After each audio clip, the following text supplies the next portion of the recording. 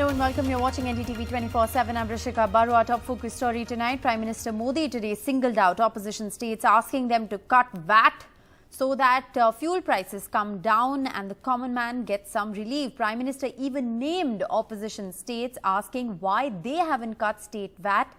Back in November 2021, when the centre gave relief by cutting excise duty, and several BJP-ruled states had also cut VAT on fuel. Prime Minister pointed out that out of the 10 states where the fuel prices are the highest, 8 are non-BJP states. The Prime Minister met with chief ministers on the COVID situation, but then on a live telecast singled out opposition-ruled states for not cutting taxes on petrol and diesel, whereas the centre had done so last November.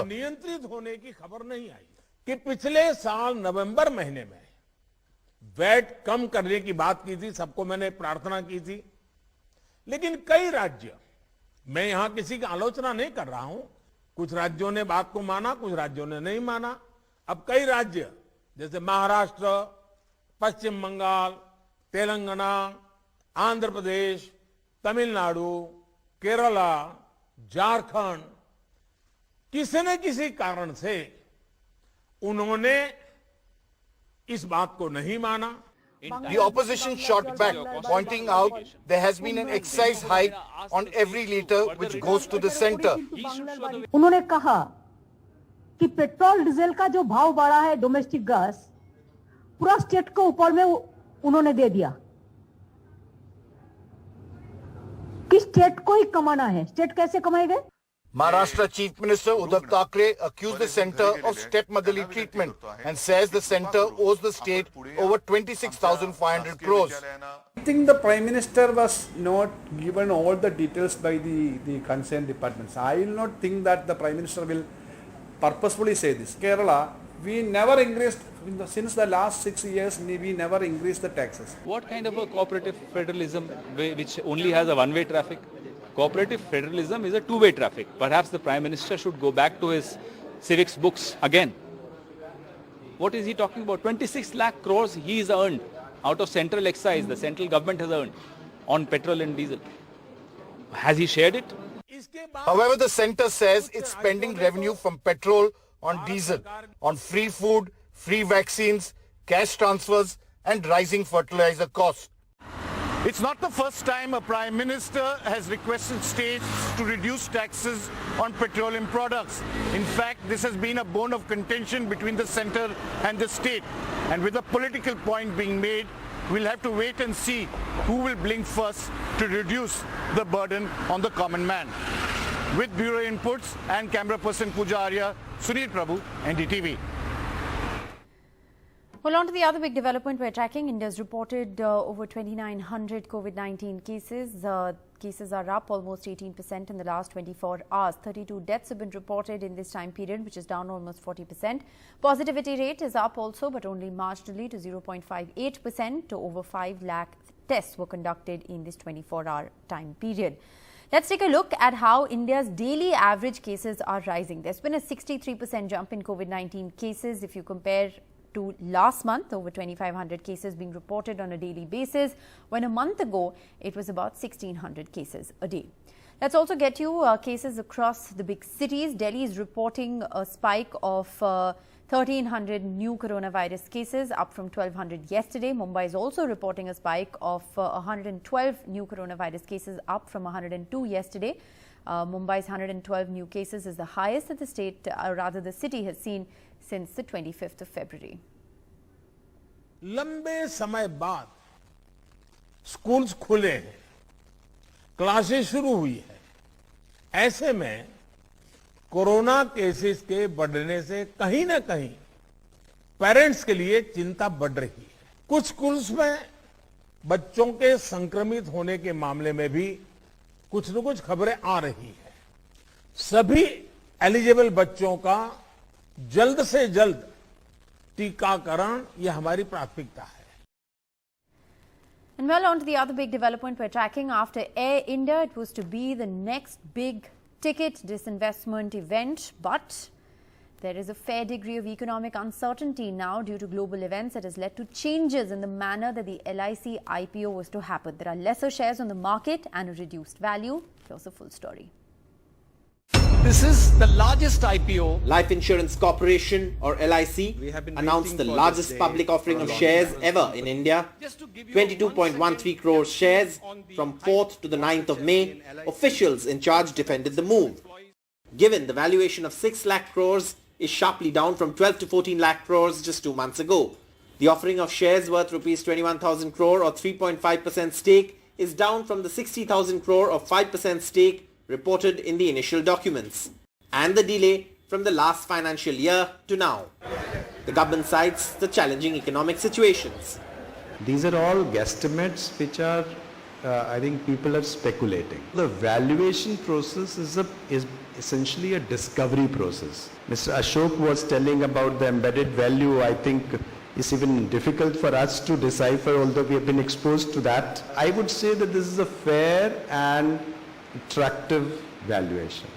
However, critics of the government were not impressed with that explanation and questioned why the government is so desperate to sell LIC at any price. In fact, the centre conceded that the lower offering is targeted at domestic investors, as foreign institutional investors have withdrawn from the market. Stabilizing market condition, reducing volatility. That's why we actually postponed this issue from March. There have been, FIIs have, if they have withdrawn, the domestics have filled in. What is really a good time in the market?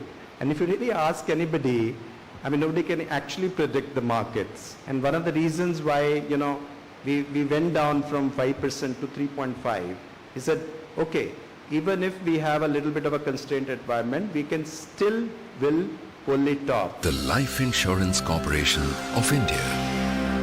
LIC is the world's 5th largest insurer with 10.8 million policyholders. The LIC boss says the government will decide on how up to 25% of its shares could be offered over the next 5 years, which is mandatory. The response from the policyholders is encouraging, he adds. Government will have to say, they are more to answer this query than me. But that is something, as I told you, may not happen very quickly. But PAN, I think more than 2 crore policyholders have, indicated and given their PAN numbers. LIC is a mega divestment push, but the question is, can the government keep up the momentum even with the new reduced target? The government says LIC is just one of the areas where divestment is taking place. Will the LIC IPO be able to overcome the challenges of the current market situation, which has a reduced appetite for IPOs? With its unique position, will the LIC IPO be able to swim against the tide and reverse the trend that big IPOs have seen in the past few months? The LIC boss says he's confident of that happening and says everyone is praying. Let's hope the gods listen. In Mumbai with camera person Praveen Ji Rohit, Saurabh Gupta, NDTV.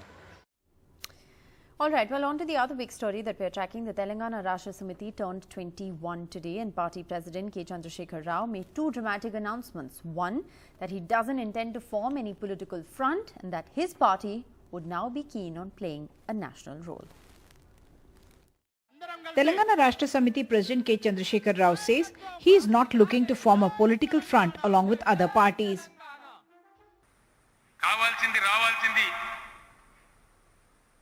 రాజకీయ ఫ్రంట్లు కాదు, చాలా వచ్చినాయి ఫ్రంట్లు. Second front, first front, national front, మన front అన్ని వచ్చినాయి. ఏమి సాధించినాయి? ఏం జరిగింది? ఇలా దేశానికి కావాల్సింది ప్రత్యామ్నాయ agenda. At the Pink Party's 21st Formation Day plenary, a resolution has in fact been passed saying that TRS intends to play a key role in national politics in the coming days. It's a coming of age of TRS. It's entering, should I say, adulthood at 21, and at this stage, from the domestic politics of just Telangana, KCR has made his intent that we intend to go out and conquer more of the world. Party President K. Chandrasekhar Rao, who has already said he would play a role in national politics, hinted that party leaders want the TRS to go national. That was met with loud cheers. దేశం బాగుపడడానికి ఒకవేళ మన రాష్ట్రం నుంచి ఏదైనా ప్రారంభం జరిగితే అది మనందరి గర్వకారణం. ప్రజల పక్షాన. There is no reference to Prashant Kishore or the deal with IPAC. But TRS passed resolutions opposing what it called communal politics, attempt to keep states financially weak, and the alleged use of the governor's office to fight political battles. In Hyderabad, with camera person Nagaraju, Uma Sudhir, NDTV. And while P. Chidambaram spoke exclusively to NDTV on why there was a breakup between Prashant Kishore and the Congress party, listen in. Why did talks between your party and PK break down ultimately? Well, I heard your intro. There was no breakdown. We offered him a place in the Empowered Action Group.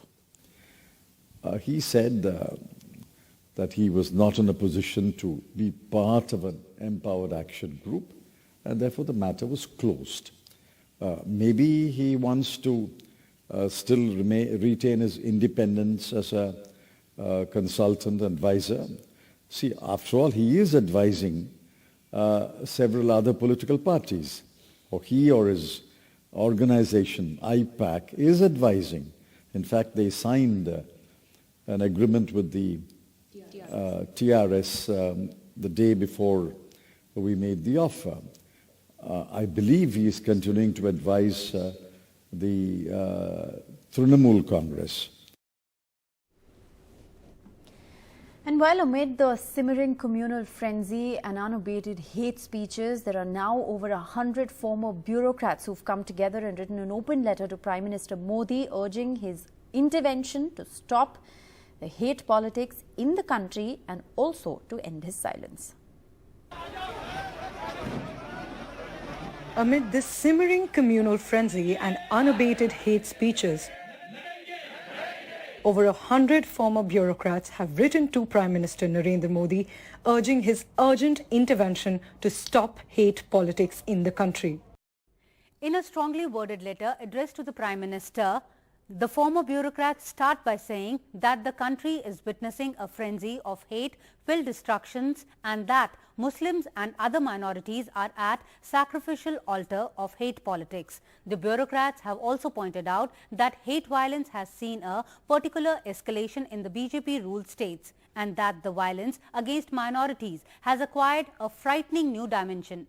The letter goes on to state that it is no longer just politics of assertive Hindutva identity or a case of keeping the communal cauldron on the boil. There is a clear subordination of the principles of constitution and the state appears complicit in subversion of law.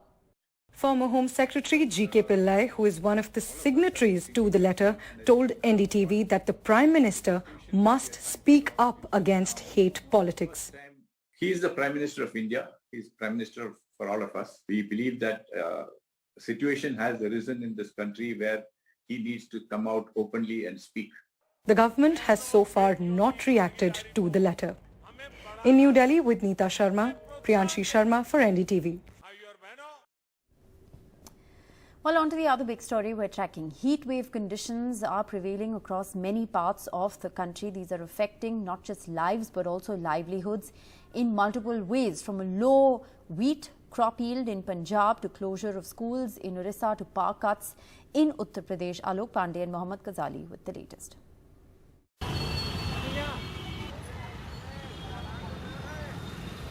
Soaring temperatures in many parts of India and no respite likely soon. In Punjab, where the temperature today was 40 to 42 degrees and will rise by a further 2% in the next 2-3 days, the big worry is the wheat harvest. Major Singh, an elderly farmer in Moga, says the unprecedented heat has coincided with the harvest season. And this has led to shriveled grain and an almost 5% reduction in yield per hectare. A cumulative loss of 10 to 15,000 rupees for farmers like him. 50 ਸਾਲ ਹੋ ਗਏ ਮੈਨੂੰ ਖੇਤੀ ਕਰਦੇ ਨੂੰ ਜਿਹੜਾ ਪਹਿਲੀ ਵਾਰੇ ਮਾਰਾ ਝਾੜ ਦੀ ਵੱਧ ਪਈ ਹੈ ਤੇ ਇੱਕ ਗਰਮੀ ਦੇ ਕਾਰਨ ਤੇ ਤੇਲ ਵੀ ਬਹੁਤ ਮਹਿੰਗਾ ਸੀ 15-16,000 ਰੁਪਇਆ ਖਰਚਾ ਵੀ ਕਿੱਲੇ ਮਗਰ ਹੋਇਆ ਕਣਕ ਦਾ The Punjab government says average wheat yield has fallen to 43 quintals per hectare this year, down from 48.68 quintals per hectare last year and the lowest in the last 5 years. ਤਕਰੀਬਨ ਜਿਹੜਾ ਹਿਸਾਬ ਲਾਈਏ ਇਹ ਮੌਸਮ ਦੇ ਡਿਪੈਂਡ ਦੇ ਨਾਲ ਜਿਹੜਾ ਟਾਰਗੇਟ ਹੈ ਸਰਕਾਰੀ ਹੈ ਉਹ 30 ਤੋਂ 32% ਘੱਟ ਹੋਇਆ। The intense heat is affecting other aspects of life too. Most districts in Odisha have temperatures well over 40 degrees, 5 degrees more than normal in some parts. And so schools and Anganwadis, both essential for child nutrition and both already badly affected by COVID, have shut till month end. In UP, the searing heat has led to massive power cuts, especially in small towns and rural areas, like Hardoi, at 41 degrees today, 2.5 degrees more than normal, where the lights were out all day at this government school. Light के ना आने से तो बहुत बड़ी दिक्कत होती है और खासकर जिस समय बच्चे एमडीएम के बाद खाना खाने के बाद पानी पीते हैं तो उस समय क्योंकि मोटर न चलने से पानी टंकी भर रहता नहीं है और क्योंकि हैंड पाइप की व्यवस्था है तो उसमें एक हैंड पाइप में और ढेर सारे बच्चे आ जाते हैं तो बहुत बड़ी दिक्कत होती है। इसके लिए लाइट के ना आने से उधर कमरों में जो पंखे भी नहीं चलते हैं, बच्चे गर्मी में हैं वो अपना नहीं है तो दफ्ती या किताब से पंखा करते रहते हैं। There appears to be no respite in sight anywhere from these soaring temperatures. The temperatures in Delhi are expected to touch 46 degrees in the coming days according to the Met Department. The heat wave in Punjab and Haryana is expected to continue till the first week of May. With Mohammad Ghazali, Mohammad Asif and camera person Rajesh Gupta, this is Alok Pandey, NDTV. 11 people were charred to death in Tamil Nadu's Tanjore district after a temple chariot they were pulling came into contact with an overhead high-tension power line. Sam Daniel with this report. 11 people, including 2 children, charred to death after a temple palanquin hit a high-tension overhead power line during celebrations in the early hours of Wednesday. 15 others suffered burn injuries. Chief Minister M.K. Stalin reached out to the bereaved families. விசாரணை மேற்கொள்ளணும், அதுக்கு சரியான காரணத்தை அறியணும், வருங்காலங்களில் இது போன்ற விபத்துக்கள் ஏற்படாத வகையில் தடுத்தாகணும், அதற்கு என்ன வழிமுறைகள்லாம் இருக்கு அப்படின்னு அதை ஆய்வு செய்வதற்காக அதற்குரிய அறிக்கை தருவதற்காக வருவாய் நிர்வாக மற்றும் பேரிடர் மேலாண்மை துறையினுடைய முதன்மை செயலாளர் திரு குமார் ஜெயந்த் ஐஏஎஸ் அவர்களை மேற்கொள்ள வேண்டும் அறிக்கையை சமர்ப்பிக்க ஆணை அவருக்கு பிறப்பிக்கப்பட்டிருக்கு. The power supply on the high tension overhead cable was not shut down following norms. The government says organizers of the festival did not obtain prior permission. Though the palanquin was not high enough to touch the power line, police say the decorative structure mounted on it led to the disaster. While the state government announced 5 lakh relief, Prime Minister Modi announced 2 lakh and 50,000 for the injured. In Chennai with Suresh, Sam Daniel, NDTV. And we leave you with some good news. NDTV's Gen Next has won big at the Media Awards. NDTV's Arvind Gunasekar, Mariam Alvi, Arun Singh and Parmeshwar Bava and Ratnadeep Chaudhary have won awards for their stellar journalism in the 40 under 40 category.